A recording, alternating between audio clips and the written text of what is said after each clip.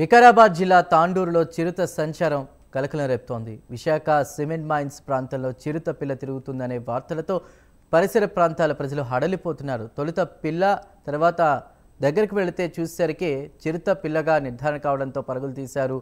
మనుషులను చూసి చిరుత పిల్ల సైతం అడవిలోకి పారిపోయింది. అటవీ అధికారులు రంగంలోకి దిగి చిరుత కోసం గాలిస్తున్నారు. వరుసగా ఇదే ప్రాంతంలో పులి, ఎలుగుబంట్లు సంచరిస్తున్నాయన్న ప్రకటనతో స్థానికులు బిక్కుబిక్కుమంటూ ఉన్నారు. బయటికి రావడానికే బెంబేలెత్తిపోతున్నారు. ప్రజలు అప్రమత్తంగా ఉండాలని అటవీ శాఖ అధికారులు సూచిస్తున్నారు. ట్యాంకర్ తీసుకోండి. ఎన్నింటికి? 10 minutes బ్యాక్ సార్. టైం ఎంత అయింది? టైం చెప్పండి. 10:15 అవ్వచ్చు సార్. 10:15 morning sir. ఆ టైంలో ఇక్కడ ఈ చెట్టు దగ్గర చిన్న పిల్లిలాగా కనిపించింది. నేను ఇంకా మా ఇద్దరు హెల్పర్లు ఉండే, ఇద్దరం చూసి అది పిల్లి అనుకుని ఆపినాం ఫస్ట్. కాకపోతే దగ్గరకు వచ్చి చూస్తే అది పులి పిల్ల ఉంది సార్. చిన్న ఎంత ఉంది సార్, అది చిన్నగా ఉంది.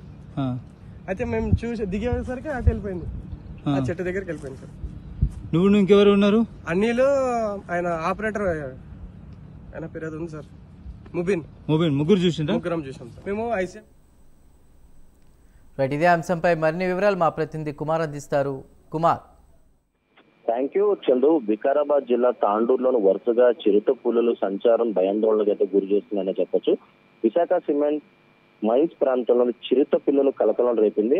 ముఖ్యంగా అక్కడ ఉన్న ప్రత్యక్ష సాక్షులు తెలిపిన ప్రకారం చూసినట్టయితే పిల్లి పిల్లను గమనించి దగ్గరికి వెళ్లి చూడడంతో కూడా అది పుల్లి పిల్ల లాగా ఉందంటూ కూడా విశాఖ కర్మాగారంలో డ్రైవర్ గా పనిచేసిన జావీద్ అయితే తెలపడం జరిగింది. ముఖ్యంగా పుల్లి పిల్ల వారిని చూసి పక్కన ఉన్న అడవిలోకి పారిపోయిందంటూ కూడా అక్కడ ఉన్న స్థానికులు కూడా చెప్తున్నారు.